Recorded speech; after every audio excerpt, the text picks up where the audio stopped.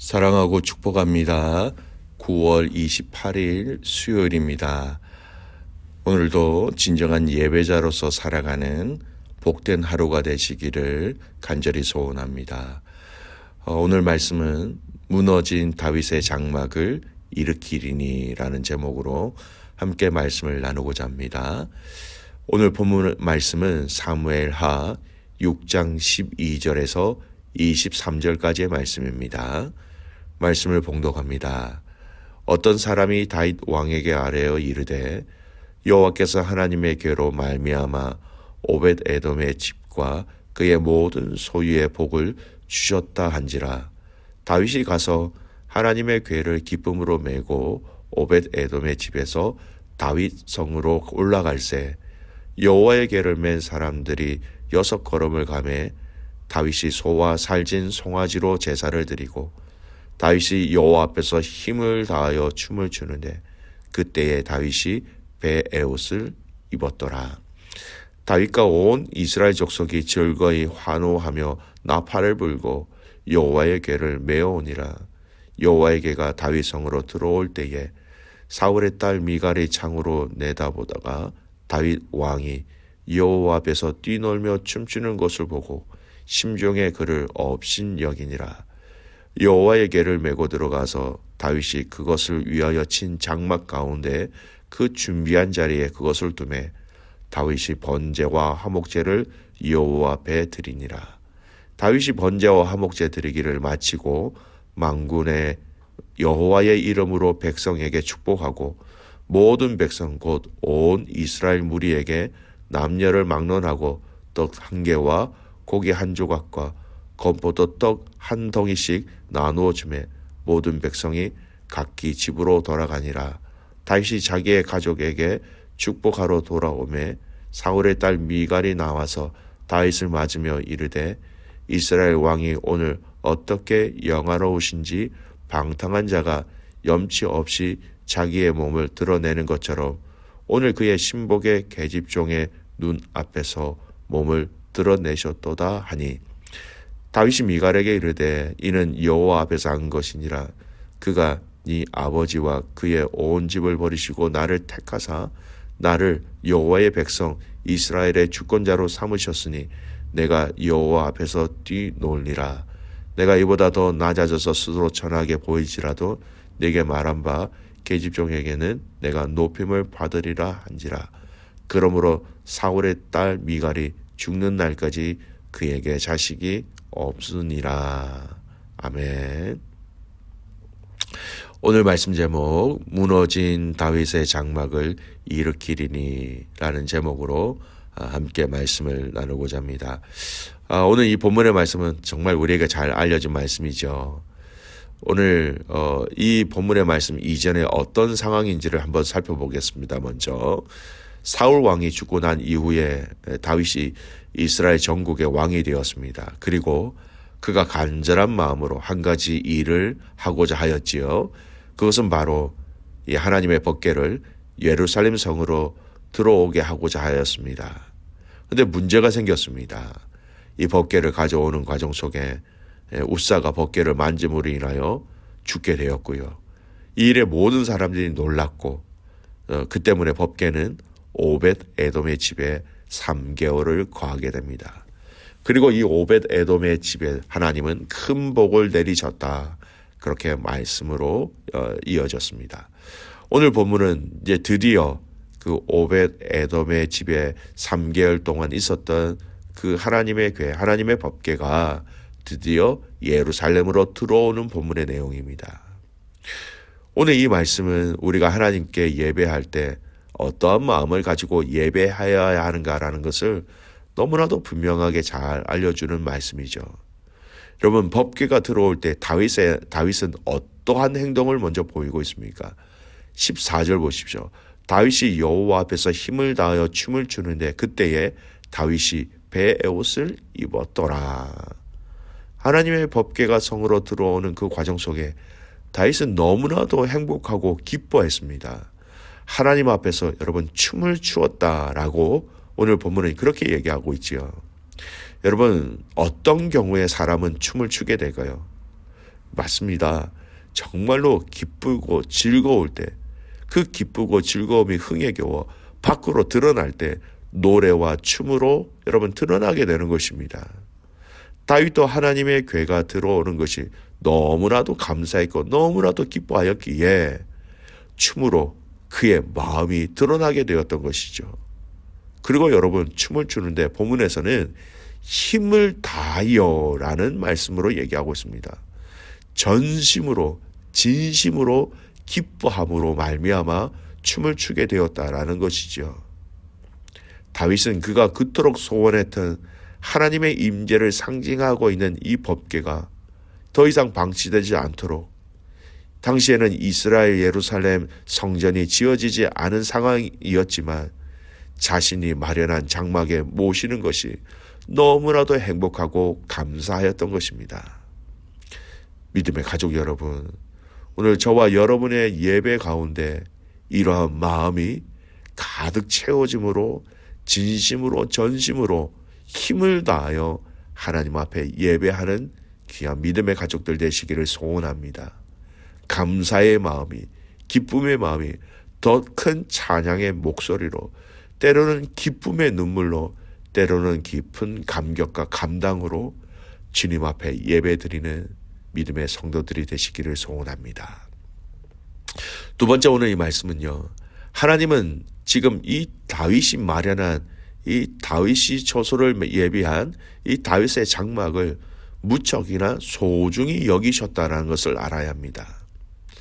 여러분, 신약의 사도행전에 보면요, 복음이 많은 사람들에게 전해지면서 이방인들도 구원을 받고 하나님의 백성이 되려면 반드시 할례를 받아야 한다라는 목소리가 유대인들을 중심으로 해서 커지게 되었습니다. 성경은 그렇게 말하고 있지 않지요. 이 문제를 해결하기 위해서 예루살렘에서 사도들을 비롯한 교회 지도자들과 바울과 바나바가 함께 모여 회의를 진행하게 됩니다. 사도행전 15장에 나오는 예루살렘 회의라 그렇게 얘기합니다. 우리는 베드로는 그때 이렇게 얘기합니다. 하나님이 우리에게와 같은 그들에게도 성령을 주어 증언하시고 믿음으로 그들의 마음을 깨끗하게 하사 그들이나 우리나 차별하지 아니하셨느니라. 그러나 우리는 그들이 우리와 동일하게 주 예수의 은혜로 구원받는 줄을 믿노라 하니라. 사도행전 15장 8절 또 9절 11절에 나오는 내용들을 요약한 말씀입니다. 베드로의 강력한 선포에 이어 바울과 바나바가 이방인들 중에서 하나님께서 행하신 표적과 기사가 어떠했는지를 많은 사람들에게 증언하였고, 사도 야고보가 다음과 같이 결정합니다. 사도행전 15장 19절 말씀, 그러므로 내 의견에는 이방인 중에서 하나님께로 돌아오는 자들을 괴롭게 하지 말고, 여러분 이 말씀은요, 더 이상 할례와 율법이 구원의 조건이 될 수 없다라는 것을 천명한 거였습니다. 야고보는 이 결론과 함께 하나님께서 다시 세우시고 짓기 원하시는 하나님의 집이 다윗의 장막이라고 얘기합니다. 사도행전 15장 16절 말씀, 이후에 내가 돌아와서 다윗의 무너진 장막을 다시 지으며 또 그 허물어진 것을 다시 지어 일으키리니. 여러분, 우리가 보통 성전 또는 하나님의 집이라고 이야기하면 세 가지를 얘기하죠. 첫 번째, 출애굽 이후에 광야에 세워진 모세의 성막, 장막을 얘기합니다.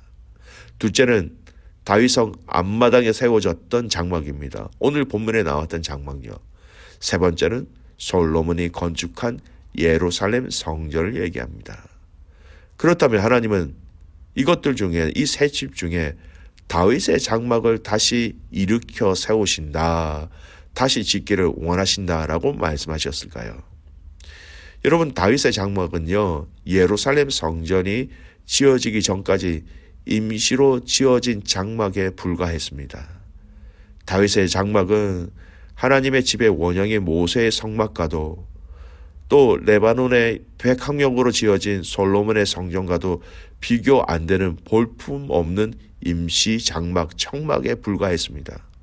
그런데 여러분, 모세의 성막과 솔로몬의 성전에는 있고 다윗의 장막에 없는 것이 있었습니다. 그것이 무엇인지 아십니까? 휘장입니다.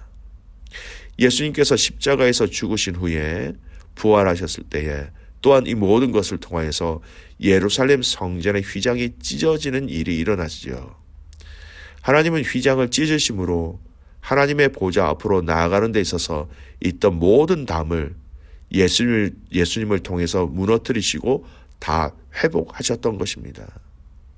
이것은 바로 하나님께서 다시금 세우시기 원하시는 집이 바로 다윗의 장막인 이유가 이것이었습니다. 다윗의 장막은 사람과 장막을 분리시키는 그 어떤 것도 존재하지 않았다라는 것입니다. 그래서 365일 하나님의 임재를 경험하는 예배자들로 다윗의 장막은 늘 넘쳐났다라는 것이죠. 그곳에서 다윗은 하나님을 향하여 마음껏 춤을 추었고 기쁨과 즐거움으로 주님 앞에 나갈 수 있었다라는 것입니다. 여러분, 하나님이 지금 원하시는 예배가 어떠한 예배라는 것을 분명히 말씀하십니다. 우리의 죄악이, 우리의 문제가 예수 그리스도를 통하여 온전히 해결되어지고 기쁨과 감사와 자유함으로 드리는 그런 예배를 위하여서, 진정한 예배 회복을 위해서 하나님은 무너진 다윗의 장막을 일으켜 세우시겠다라고 말씀하신 것이었습니다. 그렇습니다. 여러분, 진심을 다하여 하나님 앞에 드려지는 그 예배, 걸림돌이 없는, 장애물이 없는, 진심으로 하나님을 기뻐하고 다윗처럼 춤을 추면서 기뻐하며 감사하며 드리는 그 예배, 하나님은 그 예배를 일으켜 세우시기를 원하신다라는 것이지요. 하나님은 당신의 자녀들이 예수 그리스도의 이름으로 예수 그리스도의 보혈의 능력을 통하여 자유하며 진심으로 예배하는 것을 원하고 계십니다. 오늘 그 예배가 저와 여러분 안에, 여러분 가정 안에, 우리 교회 안에 회복되어지기를 간절히 소원합니다. 여러분, 짧은 기도를 드려도, 짧은 찬양을 드려도, 짧은 말씀을 묵상하여도 이러한 하나님의 은혜와 사랑에 감격하며 감사하며 영과 진리로 예배할 수 있는 그 예배를 통해서 말할 수 없는 하나님의 임재의 감격과 기쁨을 누릴 수 있는 그런 성도들이 되시기를 간절히 소원합니다. 여러분, 하나님이 원하시는 그 예배를 드리기 위해서 나에게 필요한 것이 무엇이 있습니까? 하나님께 예배 드리기 위해서 내가 정리해야 할, 내가 세워야 할 우선순위와 항목들은 무엇이 있습니까? 오늘 이 말씀을 통하여서 저와 여러분이 진정으로 무너진 다윗의 장막을 일으키리니 라고 말씀하셨던 이 말씀의 의미에 함께 공감하며 저와 여러분의 기도가, 저와 여러분의 찬양이, 저와 여러분의 예배가 하나님의 마음에 합한 예배가 되는 그런 은혜가 있기를, 그런 이 하루가 되시기를 주님의 이름으로 축복합니다. 아멘. 기도하겠습니다. 하나님, 오늘 여호와의 개가 이제 예루살렘으로 들어왔을 때에 다윗이 여호와 앞에서 힘을 다하여 춤을 추었던 것처럼 오늘 우리의 기도가, 우리의 찬양이, 우리의 예배가 하나님 앞에서 힘을 다하여 드리는, 진심으로 드리는, 전심으로 드리는 기도와 찬양과 예배가 되게 하여 주시옵소서. 하나님, 지금 이 시대 속에서 예배하는 자들을 찾으신 줄 알고 있습니다. 그 예배하는 자들을 찾으시는 그 찾은 가운데 나의 예배, 우리 가정의 예배, 우리 믿음의 교회 공동체의 예배가 주님의 마음에 합한 예배가 될 수 있도록 하나님 은혜 위에 은혜를 더하여 주시옵소서. 우리가 이러한 예배를 드리는 데 있어서 걸림돌이 되는 문제들을 하나님 제하여 주시기를 간절히 소원합니다. 영과 진리로 예배할 때에 그 주님의 기쁨, 주님의 감사, 주님의 놀라운 역사들을 함께 누리며 함께 맛볼 수 있도록 예배 가운데 특별한 하나님의 은혜를 더하여 주시옵소서. 오늘 이 하루 모든 믿음의 성도들의 삶 가운데 하나님 주님께 온전히 드려지는 예배로 주님께 영광을 올려드리며 주님을 만나는 성도들 되게 하옵소서. 그렇게 가실 그 주님을 신뢰하며 살아서 역사하시는 예수님의 이름으로 감사하며 기도드리옵나이다. 아멘.